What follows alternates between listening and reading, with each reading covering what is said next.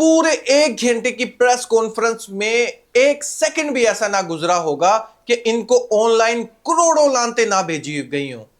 1 घंटे की press conference में हमें यह नहीं पता चला ये प्रेस कॉन्फ्रेंस रखी क्यों गई थी, क्योंकि T20 वर्ल्ड कप हारने के फौरन बाद ये प्रेस कॉन्फ्रेंस होनी थी। लेकिन हमारी ओडीआई सीरीज कंटिन्यू है, इसके दौरान प्रेस कॉन्फ्रेंस रखने का मतलब क्या था, इस प्रेस कॉन्फ्रेंस करने का मतलब क्या था, एक फ्यूचर का प्लान क्या था, गलतियां क्या थी, इस पर कोई जिक्र नहीं हुआ। मैं शॉर्ट करके लेकर आया हूं ये प्रेस कॉन्फ्रेंस आप लोगों के सामने, और इनकी दादागिरी देखें, आप चेक करें कि कितने ये बदमाश बन चुके हैं कि इनको घंटे का फर्क नहीं पड़ता और फ्यूचर में 4 से 5 साल भी फर्क नहीं पड़ने वाला। ये आप लिख के ले लें कि पाकिस्तान क्रिकेट में जो सबसे बड़ी गलती मैं समझता हूं जो हुई है, मेरी अगर आप मेरे से जो असल वजह पूछेंगे तो 2009 के बाद आपकी क्रिकेट में बहुत ज़्यादा प्रॉब्लम्स आनी शुरू हुई। जब आपकी श्रीलंका में यहाँ अटैक हुआ है, आपके ग्राउंड बंद हो गए, आपकी एकेडमीज बंद हो गई, आपकी 2020 तक तो आपकी क्रिकेट ही नहीं पाकिस्तान में आई।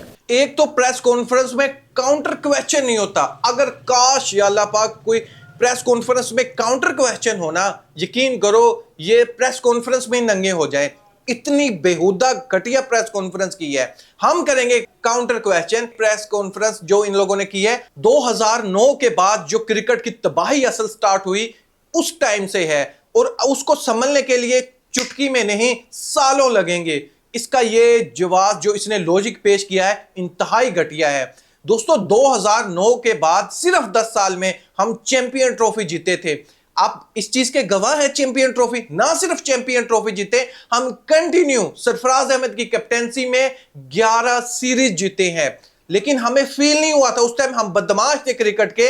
लेकिन अब ये हार की वजह 2009 से अब तक की ले आया है कि नहीं जी 2009 के हमारी क्रिकेट खराब है, ना अंडर 19 टीम संभली है, ना हमारी मेन टीम संभली है, ना डोमेस्टिक क्रिकेट संभली है, क्योंकि अटैक हो चुका था श्रीलंका की जब टीम ने हमारा घर में विजिट किया था। अस्तगफुरुल्लाह यार, इसको कोई कटहरे में खड़ा करे कि भाई जो सरफराज अहमद कितना ऊपर ले गया था पाकिस्तान टीम को, तब आपको क्या आप उस टाइम सोए हुए थे जो आप अभी तक 2009 से 2026 तक कह रहे कि पाकिस्तान टीम अभी तक संभल नहीं पाई। अगर ओवरऑल मैं देखूं ना अपने आप को कि यार हमने जो किया है ये कहीं हम जाते नजर आते हैं, क्या कोई चीज़ें को बेहतर हुई हैं या नहीं हुई हैं। तो इंग्लैंड से सीरीज आप जीते, टेस्ट सीरीज जो कि कोई उम्मीद नजर नहीं आ रही थी। ऑस्ट्रेलिया में वनडे सीरीज आप 27 साल बाद जीते। उसके बाद अब साउथ अफ्रीका गए, आपने हिस्ट्री क्रिएट की जो आज तक कोई टीम क्रिएट नहीं कर पाई, 3-0। अपने मियां मिट्ठू बनना इससे सीखें जी। इसने कह दिया है जी, देखिए कोई चीजें अच्छी जाते हुए नजर तो आ रही है ना, आपको उसको देखना चाहिए। अच्छा जी, इसने भाई टेस्ट सीरीज जीत ली हमारे घर पर इंग्लैंड टीम से। आप जानते हैं उनकी फुल स्ट्रेंथ नहीं खेलने आई थी, वो स्पिनर को लेकर भी नहीं आए थे, उनको पता फट्टा पिच थी, इन्होंने अचानक से पिच बदल दी, वो टेस्ट सीरीज हम जीत गए। बाद में ऑस्ट्रेलिया पे ले गया, हम जानते हैं ऑस्ट्रेलिया से हम जीत गए, और साउथ अफ्रीका से हम जीते हैं, व्हाइट वॉश किया था। लेकिन आपने ये नहीं बताया कि फुल स्ट्रेंथ टीम थी उनकी जो वर्ल्ड कप में खेल रही थी, क्या वही प्लेइंग 11 के साथ हम मैचेस खेले हैं? नहीं दोस्तों, 5 से 6 प्लेयर ऐसे होते थे जो उनके नए प्लेयर होते थे हमारे अगेंस्ट। लेकिन ये अपनी बायलैटरल सीरीज की परफॉर्मेंस की बुनियाद पर इस कुर्सी पर बैठकर ऐसे ऐसे झूम रहा है कि हाँ भाई ये हमारी चीजें सही दिशा में जा रही हैं। आपको बस इसको नोट करना चाहिए, वर्ल्ड कप जाए बहाड़ में, चैंपियन ट्रॉफी जाए बहाड़ में, कोई घंटे का फर्क नहीं पड़ता। ग्रुप स्टेज से बाहर हो रहे हैं ना, कोई फर्क नहीं पड़ रहा हमें। अब जी इसने कैप्टन की बात कर दी कि हम जब से क्रिकेट स्टार्ट की हुई है इंडिया से हम जीते नहीं, 8-0 हमारा रिजल्ट है। पहले तो इसको स्टैट देखना चाहिए, इसके मुंह पे चपेड़ कोई मारे, इतना गुस्सा आ रहा है दोस्तों इसकी प्रेस कॉन्फ्रेंस देखकर। इसने कहा है कि हमारा कोई कैप्टन ही नहीं जीता, जो 90s के क्रिकेटर थे, करंट क्रिकेटर हैं, कोई भी हमारा मैच जब इंडिया से होता है हम जीते ही नहीं है। ये इसकी बात गलत है दोस्तों। इंडिया से हम एशिया कप में भी जीते हुए हैं। आप जानते हैं कि लास्ट ओवर में 2-2 छक्के मार के भी हम जीते हुए हैं। शाहिद अफरीदी की मैं बात कर रहा हूं।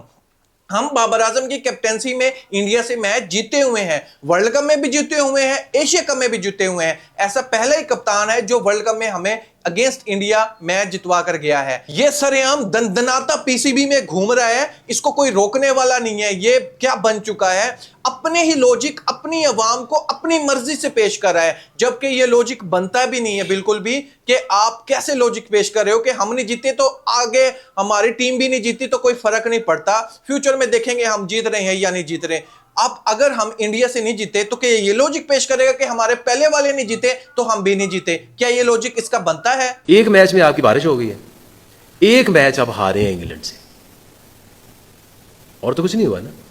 आपका श्रीलंका का मैच है, वो उस पिच के ऊपर उस मार्जिन से जीतना जो था वो मैं नहीं समझता कि कोई अचीवेबल था कि आप उस जैसी पिच के ऊपर आप उनको 147 पे आउट कर दो। एक मैच आ रहे हैं आप अगले राउंड में जाके, और आप एवरेज से सेमीफाइनल में क्वालिफाई नहीं किए। इसको इशू बनाना है बहुत बड़ा है, बट इतना बड़ा इशू नहीं है कि जी हमारी क्रिकेट तबाह हो गई, हम इस काबिल ही नहीं रह गए कि हम दुनिया में कहीं कहीं कम्पीट कर पाए। अस्तगफुरुल्लाह अस्तगफुरुल्लाह, ढीठपन यकीन करो इससे कम। यार कितना बेहुदा बोल रहा है ये कह रहा है कि हम सिर्फ एक ही मैच तो हारे हैं वर्ल्ड कप में। यार कह रहा है इंडिया को मैच को तो आप साइड पे कर दो, लेकिन एक ही मैच तो हमारे हैं वर्ल्ड कप में, श्रीलंका से तो हम जीत गए थे, रन रेट से हम बाहर हो गए थे। यार कितना मुतमिन है, दुनिया के सामने कैसे ये दिखा रहा है अपने आप को कि वाकई ये कंफर्म वो है। आप लॉजिक चेक करें इसका, कह रहा है एक मैच आ रहे। आप मुझे कमेंट बॉक्स में बताओ, क्या वर्ल्ड कप में हम एक मैच बांधने के बाद कोई भी टीम एक मैच अगर हार जाए गलती से, लाले नहीं पड़ जाते? कोई दूसरी टीम उससे हार जाए, कोई दूसरी टीम उससे हार जाए, हम तो 2 मैच हारे हैं। वर्ल्ड कप में इतना चांस ही नहीं होता कि आप 2 मैच हार जाओ। कह रहा है कि हम 2 ही मैच हारे हैं, लेकिन ये नहीं बताया कि हम टेस्ट प्लेइंग नेशन से किससे जीते हैं। ये मुझे बताओ, टेस्ट प्लेइंग नेशन जो टेस्ट खेलती है टीम, श्रीलंका को छोड़कर हम किससे जीते हैं? किसी से भी नहीं जीते। इसका जवाब नहीं बोला इसने कि हम नामीबिया से जीत गए, इसमें ये खुश हो रहा है। हम यूएसए से जीत गए, इससे खुश हो रहा है ये बस। और इससे पूछा जाए मैदान में लाकर कि आपने उखाड़ा क्या वर्ल्ड कप में, जो आप कह रहे हो कि सिर्फ हम एक ही मैच हारे हैं इंग्लैंड से, इंडिया वाला आप साइड पे कर दो। और जाहिल इंसान, दिमाग खोल अपना, कि किसी भी वर्ल्ड कप में कोई भी टीम पार्टिसिपेट करती है, अगर वो 2 मैच हार जाती है वो बाहर हो जाती है। 2 मैच हारने का मार्जिन ही नहीं होता। आप ग्रुप स्टेज में गलती से एक मैच हार जो तो कोई हर्ज नहीं है, थोड़ा बहुत चल जाता है फॉर्मूला, लेकिन अगली नेक्स्ट स्टेज पर आप एक मैच भी हारते हो तो आपको बहुत मुश्किल होती है। दूसरी टीम पर आप रिलाय करते हो, तभी आप आगे बढ़ते हो। टीम इंडिया कितनी अच्छी परफॉर्मेंस दे रही है, वो भी एक मैच हारने के बाद उनको भी लाले पड़े हुए थे कि साउथ अफ्रीका वेस्ट इंडीज से जीत जाए, बस साउथ अफ्रीका वेस्ट इंडीज से जीत जाए। और फिर ऐसा हुआ, और फिर उन लोगों ने फाइनल के लिए भी क्वालिफाई कर दिया। वो थी बड़ी टीम, लेकिन हमारी टीम को दोबारा खिला दिया जिन्हें इन टीम के अगेंस्ट फिर भी नहीं जीत पाएगी। फिर इससे बड़े बड़े भी इसने झूठ बोले कि बाबर आजम इंजर्ड है। प्रेस कॉन्फ्रेंस करने के बाद 1 घंटा भी नहीं गुजरा, बाबर आजम ने इंस्टाग्राम पर स्टोरी डाल दी। देखिए, एडिट की हुई पिक्चर डाल दी कि मैं तो लंगड़ा हूं। यार अंदाजा लगाएं, बाबर आजम ने इसको एक्सपोज किया है कि मैं इंजर्ड हूं, मुझे नहीं पता।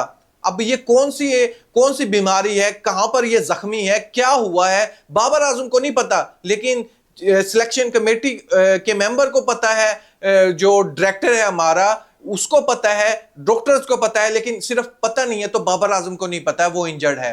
फखर जमान का कहा वो ठीक है, वो रिहैब भी कर रहा है, लेकिन बाबर आजम तो ऐसा कुछ भी नहीं कर रहा। बाबर आजम तो इंस्टाग्राम पर स्टोरी डाल रहा है। आपकी प्रेस कॉन्फ्रेंस के बाद बाबर आजम ने 2 इंस्टाग्राम पर स्टोरी डाल चुका है। एक में तो दिखाया कि मैं लंगड़ा हूं, इमोजी भी साथ में लगाई, दुनिया के सामने आपको बताया कि हाँ भाई ये देखो किस हद तक ये गिर सकते हैं झूठ बोलने में। दूसरा, इंस्टाग्राम पर जो स्टोरी दूसरी डाली है कि अल्हम्दुलिल्लाह मैं तो फिट हूं, मुझे तो कुछ भी नहीं हुआ। ये प्रोपेगेंडा यही लोग कर सकते हैं। बाबर आजम ने अपने मुंह से कुछ नहीं कहा, लेकिन दिखा जरूर दिया है ना दुनिया के सामने कि आप लोग कैसे हो। दुनिया में इतना ढीठ इंसान आप कभी भी नहीं देखेंगे दोस्तों। प्रेस कॉन्फ्रेंस के दौरान आप जानते हैं कि 4 सिलेक्शन कमेटी के मेंबर आते हैं, 4 में से एक ने तो पूरे घंटे में एक लफ्ज भी नहीं कहा, वो थे असद शफीक। उसको तो आप साइड पर कर दो, लेकिन बाकी जो आकिब जावेद है और मिसबाउल हक है, यकीन करो आप इनको कितना मर्जी टाइम दे लो, पाकिस्तान टीम ऐसे की ऐसी रहेगी। बगैर आप सोच रहे हो ना कि पाकिस्तान टीम किसी स्टेज पर जाकर तो परफॉर्म करेगी, अगर आप किसी भी टीम को 50-50 मैचेस दे दोगे ना, वो कहीं ना कहीं तो परफॉर्मेंस देगी, आपको कोई ना कोई मैच तो जितवा कर देगी, लेकिन ये चाहो कि आईसीसी की ट्रॉफी दे, ये हरगिज नहीं हो सकता। इनकी पॉलिसियों में इतना दम ही नहीं है दोस्तों, क्योंकि मेरिट पर सिलेक्शन ही नहीं होती। हाँ, कुछ पॉइंट पर इन लोगों ने बहुत अच्छी अच्छी बातें की थी, जैसे गारी गोजी का एक्सप्लेन किया इन लोगों ने कि गारी गोजी बैकअप कीपर के तौर पर हम रेडी कर रहे हैं, लेकिन किसको ड्रॉप किया इन लोगों ने? हसीबुल्लाह को। सरफराज अहमद ने भी इस पर कहा कि हसीबुल्लाह को चांसेस दिए गए हैं, लेकिन सरफराज अहमद को यह जरूर कहना चाहिए था कि हसीबुल्लाह को इतने चांसेस दिए गए थे। लेकिन मैं बताता हूं कितने चांसेस दिए गए हैं। हर एक सीरीज में उसको एक आधा चांस मिलता, बड़ी मुश्किल से, और वो भी उसको अपने नंबर पर नहीं खिलाया जाता। मैं मानता हूं ओडीआई फॉर्मेट में आप मिडिल ऑर्डर का बैट्समैन चाहते हो और विकेट कीपर चाहते हो, लेकिन गारी गोजी से बेहतर ऑप्शन है T20 वर्ल्ड कप को मद्देनजर रखते हुए हसीबुल्लाह, ना कि गारी गोजी। ये आपको मानना पड़ेगा। हसीबुल्लाह के पास टैलेंट भी मौजूद है, स्कोर भी मौजूद है, 9 सेंचुरी उसके पास है, एवरेज 42 की है, ज्यादा मैचेस खेला हुआ है, लेकिन गारी गोजी दूसरी तरफ सिर्फ 3 मैचेस मौजूद है और एक 50 मौजूद है, तो इतना एक्सपीरियंस भी नहीं है। हसीबुल्लाह के पास एक्सपीरियंस है, लेकिन वही अपनी अना इन लोगों ने अपने आगे रखनी है और बाकी क्रिकेटर्स जाए भाड़ में। दोस्तों, लास्ट में मैं आपको ओपिनियन जानना चाहूंगा। मेरे ख्याल से ये लॉन्ग टर्म का प्लान लेकर आए हैं और लॉन्ग टर्म में सेम रिजल्ट रहने वाले हैं। कम अरसा आकिब जावेद को हुआ नहीं है, 2 साल कंप्लीट हो चुके हैं, कोच भी बन चुके हैं, डायरेक्टर भी बन चुके हैं, सिलेक्शन कमेटी के मेंबर्स भी हैं, ये ऑलमोस्ट प्लेइंग 11 भी डिसाइड कर चुके हैं। यानी इसका साफ साफ मतलब था कि जो हम सीरीज जीते थे, साउथ अफ्रीका से जीते, हम ऑस्ट्रेलिया से जीते और इंग्लैंड से जीते हैं, उसमें प्लेइंग 11 हम खुद डिसाइड करते थे, लेकिन जैसे आईसीसी का इवेंट आता था उसमें प्लेइंग 11 कप्तान और कोच डिसाइड करते थे। लॉजिक आप चेक किया, यानी जिसमें जीत का क्रेडिट अपने आप पर लेकर जा रहे हैं और हार का क्रेडिट कप्तान और कोच को दे रहे हैं। ये कोई लॉजिक पेश किया इन लोगों ने? किसी एक पॉइंट पर भी मुझे यह बताओ कि इस प्रेस कॉन्फ्रेंस में यह चीज अच्छी थी और इससे हमें यह पता चला कि पाकिस्तान की क्रिकेट टीम अब पीछे नहीं रहेगी, इंशाल्लाह दुनिया का मुकाबला करेगी। किसी एक पॉइंट पर भी मुझे आप साबित करके बताओ, कमेंट बॉक्स में फैक्ट के साथ बताओ कि किसी एक पॉइंट पर भी इन लोगों ने ऐसा बताया हो आपको कि पाकिस्तान टीम इतना टाइम लगेगा, यहां पर जाकर खड़ी हो जाएगी, और यह लिख के देते हैं हम। किसी एक जगह पर भी ऐसा नहीं हुआ। हमें तो पता भी नहीं है किस वजह से ये प्रेस कॉन्फ्रेंस हुई, ये एजेंडा क्या था, प्लान क्या था, कुछ भी पता नहीं था। सिर्फ अपने आप को ऊपर करने के लिए, अपनी मर्जी के दलाइल देने के लिए लॉजिक इतने घटिया जिसका सर ना पैर, ऐसे लॉजिक दिए जा रहे हैं। साफ मतलब था कि अभी भी हम इस जगह पर मौजूद हैं और रहेंगे, आपसे जो होता है वह करके दिखाओ। दोस्तों, आप अपनी राय कमेंट बॉक्स में मुझे जरूर बताइएगा, क्या जो सिलेक्शन कमेटी का मेंबर मिसबाउल हक बना है क्या सही फैसला है? सरफराज अहमद नो डाउट, लेकिन क्या उतनी चलती है? अब्दुल्ला शफीक जब वो प्रेस कॉन्फ्रेंस में नहीं बोल रहा है एक लफ्ज भी, तो जो सिलेक्शन कमेटी के 4 मेंबर है तो उसका तो तनख्वाह भी जा रही है, तो फिर जो उसकी वोट की अहमियत है वो जाया हो रही है। यानी ये असद शफीक किस जगह पर अपनी बात मनवा रहा होगा? वो तो कठपुतली कमेटी मेंबर बना होगा, उसको तो कुछ समझ ही नहीं होगी यार। कोई एक बंदा भी प्रेस कॉन्फ्रेंस में ऐसा नहीं था जर्नलिस्ट जिसने असद शफीक से सवाल किया हो। कम से कम यही पूछ ले कि मिडिल ऑर्डर का हमारा नुकसान है, बैट्समैन, आप भी मिडिल ऑर्डर के बैट्समैन थे, कैसे ठीक हो सकता है? किसी ने भी नहीं किया। उनको भी पता है कि जानबूझकर एक मुजस्समा बैठा दिया गया है, उसकी ना तो वोट की अहमियत है ना कुछ और है, उसको बस प्रेस कॉन्फ्रेंस में लाया गया था और ऐसे ही ले जाया गया है, और उससे ना तो सवाल होते हैं ना उसकी राय ली जाती है, सिर्फ तनख्वाह उसको दी जाती है। ये कैसी सिलेक्शन कमेटी है? क्या इससे रिजल्ट मिलेंगे? अब तक तो इसको फुल अथॉरिटी दे दी गई है चेयरमैन की तरफ से कि जो भी करता धरता है आप पर है, आपने सब कुछ करके दिखाना है, हम आपसे कुछ भी सवाल जवाब नहीं करेंगे, आपने स्कोर पिक करना है, अपनी मर्जी से करना है, हमें रिजल्ट चाहिए। मेरे ख्याल से ये रिजल्ट नहीं प्रोड्यूस कर सकते, तुक्के से हो जाए, तुक्का भी नहीं लग सकता। जितनी नाइंसाफी यहाँ पर हो रही है, जिस तरह की प्रेस कॉन्फ्रेंस हुई है, जिस तरह के लॉजिक पेश किए गए, तुक्का भी नहीं लग सकता। फिर भी अपनी राय इस पर कमेंट बॉक्स में मुझे जरूर बताइएगा। Thank you, Allah Hafiz.